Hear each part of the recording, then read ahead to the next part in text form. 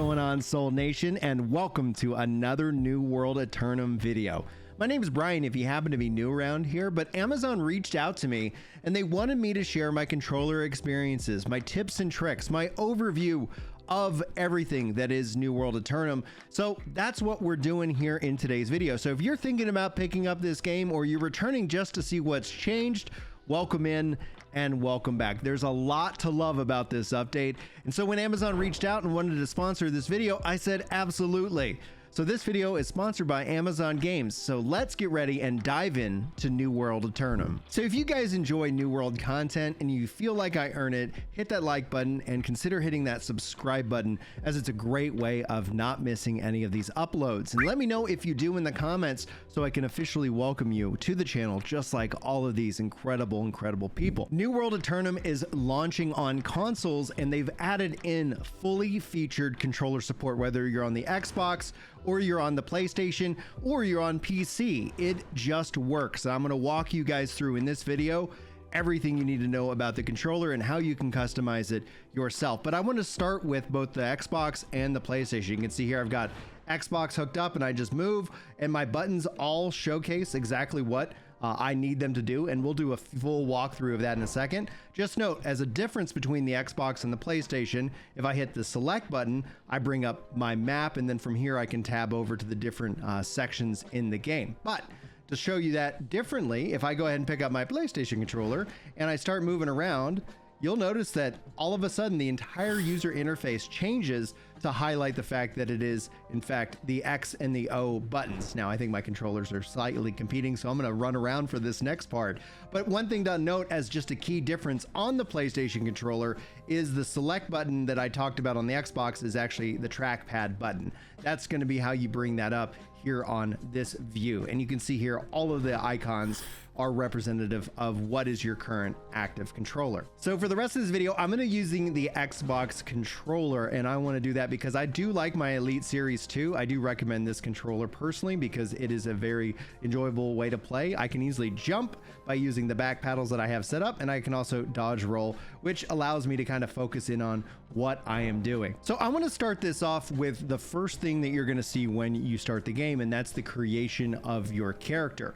New World Aternum adds in 7 different archetypes, but don't worry, for those of you who are veterans or want more flexibility, this is just how it starts. So you can start with the soldier, which is going to be the sword and shield and the hatchet, or you can do the destroyer, which is going to be the great axe and the great hammer, or you can pick the ranger and the spear. This is going to give you some additional bonuses as well. You can take the musketeer, which is going to be the rapier and the musket. You could take the occultist, which is going to be the fire staff and the ice gauntlet.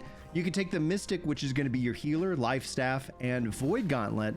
And then finally, you could take sword bearer, which is going to be the great sword and the blunderbuss. All of these are really great starting builds, but you'll notice that each starting build starts with their own additional trade skill boost, as well as a recommendation towards what role that you want to play and will be playing. So just kind of take a look at it. There's no wrong choices. Everything you choose, you can completely change as soon as you get in the game. So if you wanted fire staff and great sword, for example, the game's going to offer you that level of flexibility. But what's important about this, especially from a controller, you can see here using the left stick, I'm able to move my cursor around the screen. I can also advance by pressing the X button to make my character. And this is going to take me into all of the different settings here. You can rotate with the right stick. You can randomize it with pressing down on the R button. You can toggle your headgear by pressing down on the button as well, and you can just go through by pressing A and selecting all of the different options to play around with. Personally speaking,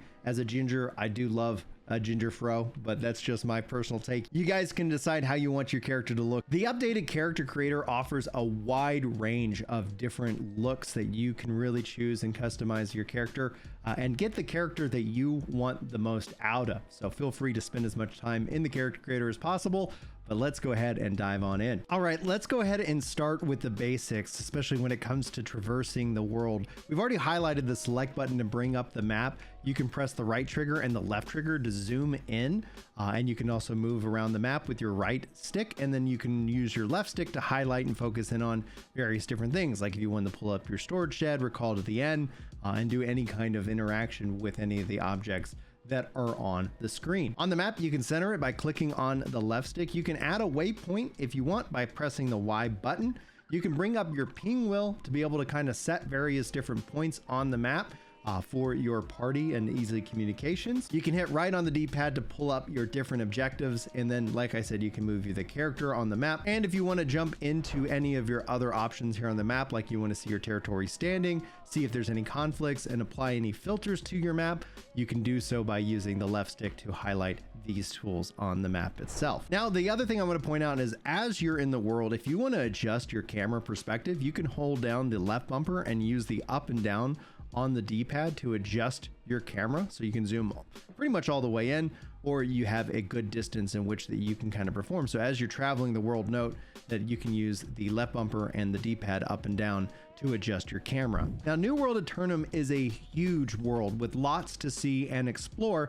One of the things that you're going to get used to is pressing down on the left stick, which will allow you to auto run, and then you can just kind of navigate by pressing the left and the right on the right stick. Now, if you're also at level 25, you get access to a mount, and you can go ahead and press and summon your mount by pressing right on the D-pad, which will give you a boost of speed when traveling. Also, roads make you faster naturally while riding on them, and if you want to go even faster on a mount, you can hold down the right trigger to instigate your boost. One of the really nice things about mounts is that if you just let them auto run on a road, generally speaking, they're going to try to stay to the road as much as possible, which will allow you to be able to pull up your map and do various things, like if you want to go and unlock a different standing and you want to open up new features for your character to play around with. Just note that is something that is a nice thing to do whenever the timing shows.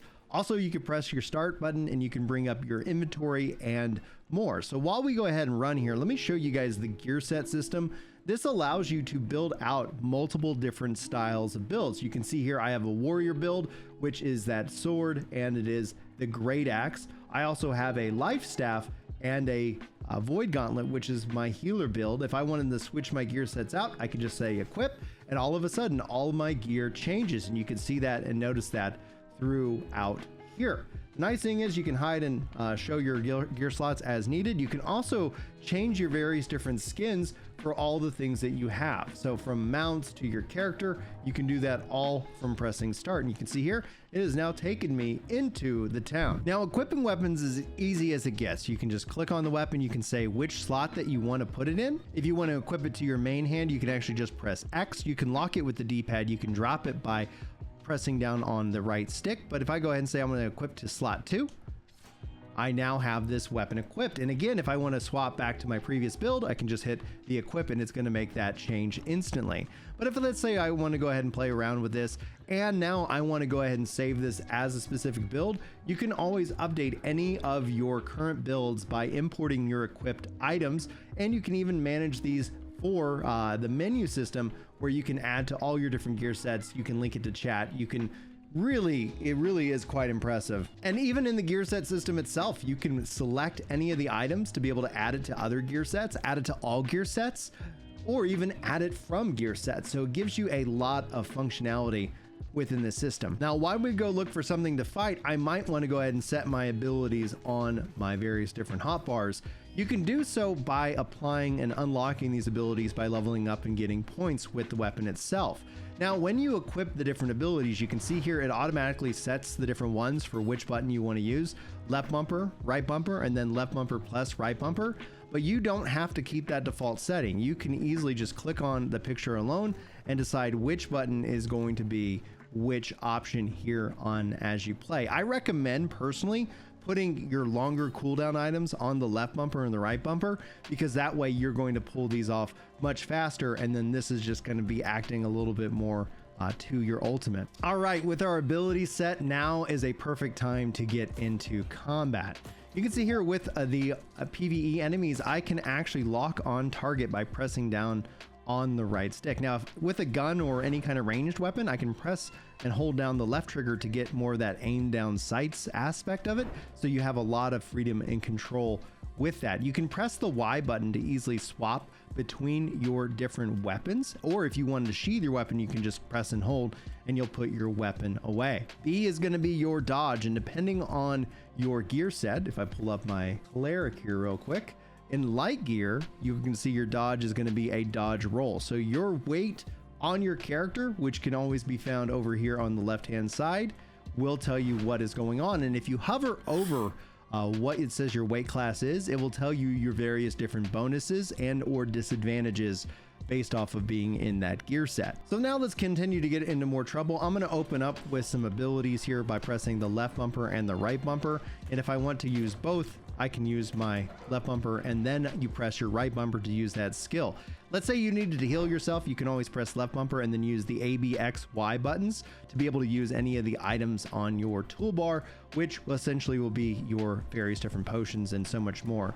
You can attack with the right trigger, and on a melee character, instead of aiming down sights, the left trigger becomes a block button. So we'll go show you guys that in action. Well, this guy, get his attention, and I can hold down the block button to prevent some of that damage coming in. Obviously it will drain my stamina bar, but that is to be expected. If I want to change targets with a lock on, I can press right or left on the right trigger to be able to swap targets and be able to do that. With victory and running around the world, you can interact with most objects by pressing the X button. You'll see the prompt visually show up on screen, but occasionally you'll see an additional secondary prompt that will allow you to press up on the D-pad to basically have a secondary interact. So if you didn't necessarily care about reading that page, but you wanted to get it unlocked for your journal, you can just press up in most cases. The other nice thing is that you can easily swap your weapons mid-combat and be able to pull off different skills and swap them out on the fly.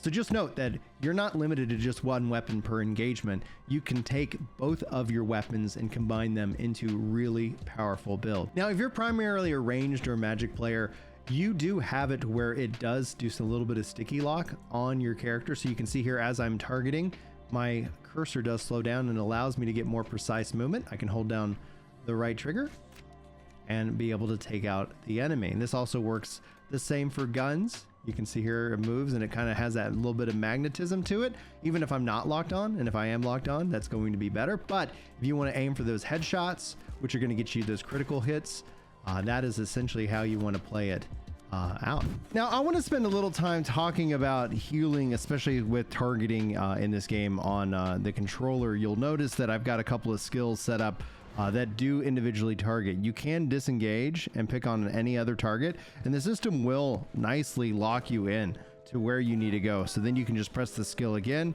fire off the ability. So you can place it manually by just moving the right stick and the left stick up and down. If you want to cancel your spell, you can just press block, that way you can get better position, and then you can fire off your spell however you need to do so. Now, one weapon I'd recommend if you wanted to take something other than the Void Gauntlet is check out the Flail. This is going to give you some additional healing and some really decent upper close to the best melee. So just note that that is something that you have access to when you need it. Now, let's say you actually wanted to go ahead and target yourself for some healing. If you press the button in a target and you don't have anybody in range, it will automatically target you. But let's say you're locked in on somebody and you wanted to heal yourself. In this case, you can press the A button to target yourself for that heal. Now, one setting that I'm going to recommend to you guys, if you check your settings tab, you can scroll down into your targeting section. If you turn on camera aim retargeting, this will allow you to target your different party members by just tapping the left and right stick, where you're going to basically adjust your camera aim and allow yourself to target whoever essentially that you need. Now, I really enjoy playing healers, especially in New World, and as you can see, playing it on the controller is smooth, easy, and it gives you a lot of things to tweak and customize to give yourself the best healing experience possible, which makes runs just like this way more enjoyable when everything is just working together. Now, let's say combat isn't the thing that you most desire and you're more into the economy and the crafting and gathering in this game. In each of the towns, you'll find various different crafting sessions, and you can also create your own camps to be able to make some various different foods and more when you're out in the world. Note that you have a couple things here. You can pick on some filters. So let's say you don't want to see anything that you don't have materials or the skill for. You can filter it down and have it show you just the recipes that you're able to make. Using the left stick, you can then adjust how many of those items that you want to make, and you can either just press X to craft, or you can hit craft, the A button over hovering over that, and then you can go from there. So hold down X to fire it all off, and then from here you can either choose to continue your craft. You can equip it with the X button, or you can just exit the station there. So I'm gonna say continue to craft and see if I've got anything else that I can make, and I can't. If I need to adjust my filters, I can press the Y button as well to bring this up, and then it can show me the full list of different recipes and what you have. And this acts kind of as a little bit of a progression tool, so you know, hey, as I level up, I'm going to get access to be able to make hearty meals, and that's going to be at level 150. That's something that I'm going to now have a goal for, and it'll also tell you the various different recipes as well. Now, if you're ever missing materials, one of the things you can do is you can pin a recipe, and if I do that right here, you can see here I pin that to my toolbar, and it's telling me that I need those specific items. So whether I want to go interact with the economy or I want to go gather those myself, it basically acts as a mini quest log for you when it comes down to crafting. But speaking of the economy, you have the trading post in which that you can find and purchase various things that are on the market. If I want to pick up some armor scraps, I can choose to buy it at this price, hitting buy now to be able to pick that up. You can also do the same thing for selling. If you wanted to sell any of your items on the market, you can just press that. You can place a buy order or a sell order, and a buy order means you want to put up the money and have people sell you the item from the store, or you can press the sell order and be able to list your item. You can set its price, you can set the list duration, and the lower the list duration, the lower the listing fee. So for new players, I would not recommend pushing things, especially gear, at the 14-day marker, because there's just not going to be a huge market for those kind of things. But craftable items and things like that are going to be all in demand, and you can take advantage of that. But just pay attention to the listing days. Now, if you can't find the item on the market, you can of course list it as a buy order. If I click on arrow modes, I'm going to say place a buy order. I'm going to say for at a, like, not a unit price of 100, but let's say I wanted to buy up to that many. You can use the in-game keyboard, 1 gold each, and I can go ahead and make that as a listing. Let me go ahead and increase this here. You can use the right stick to adjust it if you hover over it, but it might take you a while. It might just be easier to press A and have it jump to the specific section that you're willing to buy it for. And it'll tell you your total price as well as your listing price and how long you want to go ahead and purchase it. Here on a buying order, this is where the fee, especially if it's a good price, people can list that. But again, pay attention to that fee, because that's just money you're giving to the in-game sync as opposed to into your own pockets. And anytime you start to view an item, you can see here, it will tell you that it has a buy order, and this is how you would sell to it. So if you're coming in here and you're like, hey, I have those air motes. Oh, I want that 1 gold per each. You can hit sell, and then you can essentially tell how much of the quantity that you want to supply it, whether it's all of it or none of it, and go ahead and sell it. Now, as a part of navigation on this, you can easily jump to your My Orders by pressing X, or you can tab between the buy and the sell by using the left and right bumpers, and pressing B will have you exit the shop. Now, there's many other things you can do out in the open world. One thing I'll point you to is holding up on the D-pad. This will allow you to set a camp anywhere you want to place it, and you'll see here wherever you can build it, it will have that white. Otherwise, it's going to give you kind of a red and a warning as to what is going on. Pressing down on the right trigger will allow you to set your camp, and then it's going to tell you exactly what you need. 5 wood and 1 flint. You can hold X to build it, and it will fill up the bars and build your camp. Backing up will complete it, and this will also allow you to use your different camp options, like changing your camp skin or going into your own crafting menu. So for example, if you found yourself without a fishing pole, you can go ahead and craft that from your camp as well. There's a lot of resources to pick up and find in the world, and honestly, you can sell a lot of this stuff to the market, especially to other players. So if you're looking to make a bit of gold, just be sure not to leave things on the ground. You never know what they're worth. Now, beyond things just sitting on the floor, you're going to need tools to do some higher level gathering. So let's go ahead and jump into that. I'm going to go ahead and press start, and then you can press right bumper to jump into your tools section as well as your music section, and be able to find the different things that you've equipped. Now, you can buy these from the market, but there might be level requirements. So just note, getting started, you're going to be in the Flint series, which means it's going to take a little bit longer to grind out various different things. With the proper tools, you can always run up to anything that you have this skill to be able to take out, and hold down the X button to interact with it and watch the bar deplete, and you get the items that you are after. Clearly, cutting down trees is much faster than harvesting a bush, and that is one of the key aspects that you're going to pay attention to. Same thing goes with boulders, ore, and so much more. You want to have that mining pick, and that will allow you to break those items up. And anything that can be harvested like hemp and various different herbs, that's going to require the sickle to be able to get those items. Now, the other menu you have under the start menu is your mount menu. So this is where you can equip which mount you want, the various different tools that you have equipped to your mount, as well as any food that you want while riding your mount. Now let's spend a little time going over the rest of the user interface and menus. Note that you can see the right bumper and left bumper allowing you to tab between the different areas like the store or the season. Note this is a battle pass. You get one tier for free, and then you can buy the premium, which will offer various different rewards. You can go into your journey card, and you can also pin and track these different items, which I highly recommend. So kind of find the things that you want to work on, because this is just going to feed you a seasonal experience. Or you can jump back into your activity card here as well and track these items too. Filling out your activity card is a great way of earning seasonal experience, and it can be a lot of fun. And note, you'll get these wild stamps that will allow you to fill in things that necessarily maybe you don't want to do that's a part of your activities, and you can always re-roll those activities at some point at an increasing cost of Azoth, and then you finish the card and you can move on and get a brand new card ready to rock and roll. Now, under the character menu, there is a sub menu which will let you tab between the left and the right bumpers. So if you come in here, you want to look at your trade skills, your PvP ranking, all of your achievements. You want to level up your weapon mastery, increase your skills, change out your loadout, respec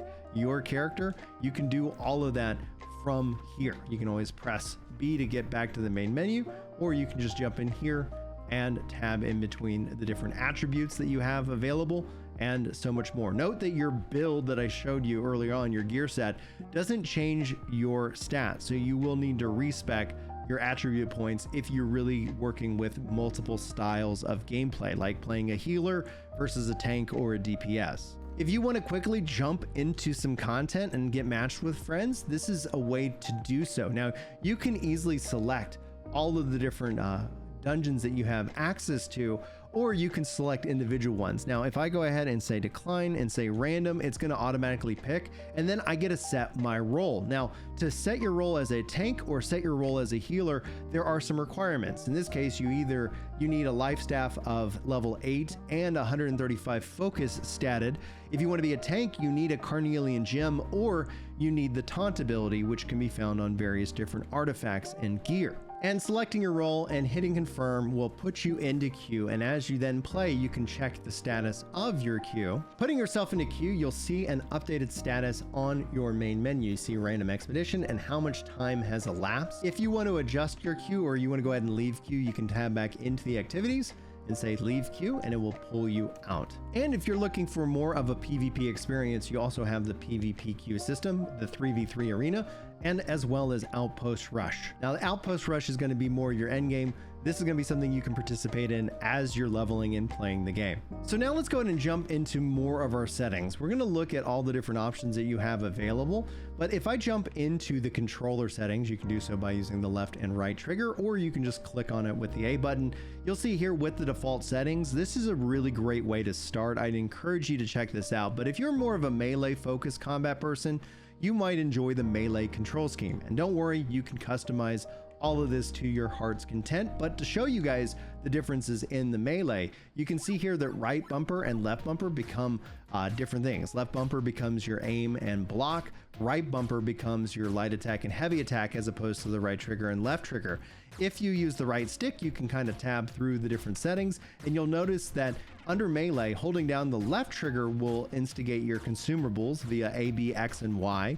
Or if you hold down right trigger, this will be your different abilities, the A, B, X, and Y accordingly. So find out and play around with both to see what actually works the most comfortable for you. And let's say you're more the adventurous type, you have two custom layouts that you can fully edit. If you click on the edit button, it will tell you everything and what it does. Now you'll see here modifier 1 is set to left bumper by default. Let's say you wanted your modifier to be the right bumper. You can change that here, because as you scroll down, you want to see crouch, tap, and prone. You're looking at modifier plus the down on the left stick to kind of highlight that. If I hold down left bumper, press down on the left stick, I can crouch. If I hold down on the left stick, now I am prone, and I can easily jump back up and crouching, or I can stand up as well. Now, one thing I'd like to highlight that I wasn't able to highlight in the combat section is the heart rune ability. That is set to modifier 1 and then right trigger. So you can hold that down and you can pull that off. Just like you can see here, weapon ability 3 is modifier 1 and then right bumper. So if you do change the modifier, there will be some remappings that you need to do, but it is fairly easy to do so, and you have a ton of options to choose from. Now, in the base game settings, you have a ton of options that you can play around with to get the best experience that you enjoy. You can scroll using the right stick to easily scroll up and down the different options. You can turn them on and off pretty easily and thus essentially see exactly what they do for yourself. Under the controller, you have some additional options like aim assist, controller vibration. You can control the sensitivity. You can control the cursor speed. So if you're thinking, hey, it's just not moving fast enough, you can do that and you can adjust this. Personally speaking, I do enjoy like a 70, 75 that gives, and it does feel nice. And it's nice because it also has that same level of magnetism on the different buttons and different options there as well. You can also turn on and off the different magnetism. So if you really like it or you want it to be a little bit stronger, you can set so here. You can also say virtual cursor friction. You can turn that off, and that way it will just run right over the different things. I recommend keeping both of these on, especially when interacting with your menu. You can adjust all the different sensitivities and dead zones for your controller. You can also be a little bit strange like me who prefers inverted y-axes, so I have that turned on. And I keep my sensitivities right now all at the base level, but you can adjust it to find the perfect balance in terms of aiming. And especially if you are playing ranged, you might really want to adjust your ADS vertical and horizontal, so that way you can have it as perfect as you need. Now, when talking about what's the best weapon, should I enjoy this game, especially on the controller? Well, honestly, I think it's about finding the style that you like, but I always tend to recommend survivability the first time you're playing through the game. Increasing the likelihood that you will survive an encounter will make it much easier and reduce the overall downtime that is needed and that you find yourself, because again, this world is massive and it can take you a long time to get around. So as you explore and play, not having to go and rerun any particular area that you've been is just going to be something I typically advise. But if you're having fun, you're doing it right. There's no wrong answers to how you choose to play New World Aternum. And while New World Aternum offers sandbox style elements which allows you to explore and engage in the economy, it also will offer you plenty of things to do, from the town's needed town board, where you can accept various different missions and turn those in for experience and town gain, which again, you can always just interact with the economy, and you find things that are on town boards. Those are things that you might want to sell because that's going to be a nice quick bit of coin in your pocket. And beyond the town boards, you can interact with your faction vendor. You get to pick which faction that you want to be a part of. There really are no wrong choices, so just find the color or the most interesting backstory that relates to you. And this is going to give you different PvE missions and PvP missions, and you get 3 bonuses per day. So the first 3 of these that you do, you're going to see additional experience and additional coin and additional rep rewarded. So you want to make this kind of a part of your natural loop. You can grab any of the ones that you want and it gets added to your list. Now, if you go and flag into PvP, that is going to automatically turn you into a PvP flag mode. To change this, you can do so by holding up the button here on the side, and you can press left trigger to flag in and out of PvP. But if you have a PvP mission active, it won't let you turn it off, and you're gonna have to go into your journal. You're gonna have to find your faction missions, and then, or whatever your PvP mission might be, and then you can find it and select abandon to be able to reset it. You also will notice that you can interact by just pressing A and hovering over the option, but they have added in shortcuts. X is being accept and being able to say yes to those various different things. So if I wanted to just abandon this one, I can press X to go ahead and quickly get that off my list. Now, I want to wrap up this video with showing you guys how to fish on the controller. It's one of my favorite pastimes in this game. To open up the fishing menu, you press up on the D-pad, then you press left on the right stick to go to the fish menu. Releasing up will now bring out your rod and reel, assuming that you have it equipped. Now, you can press the Y button to bring up your bait menu, and you can equip bait. I would recommend you want to be fishing with bait, otherwise it's going to take you more downtime because you don't get any bonuses. Clicking on confirm will have your bait and it will show it off, and you can press and hold down the right trigger to cast to get that different menu, which will be the different links that you want. Now, that's going to be important, especially as you find different hotspots where the fish are constantly biting, and then you can just easily just reel it in. You pay attention to that tension that's on the line, holding down the right trigger and letting it go and rest as necessary, so that way the line doesn't break, and eventually reeling in your catch, which will increase your standing, give you fishing experience, and more. If you want to exit fishing, you can always press and hold down the start button, and now you're back into the normal game. New World Aternum is finally available on console, and so for those of you out there who are taking the step in, sound off in the comments below. Let me welcome you to this amazing game and amazing community. I really hope that you enjoyed it. I hope you got something good out of this video, and if you have any other questions remaining, sound off in the comments or hit me up over on Discord. I'm happy to help ease you into the world of Aternum. But for now, that wraps it up for this video. Thank you again to Amazon Games for sponsoring this one. Hopefully you guys enjoyed, and hopefully I will see you in my next video. But until then, take care.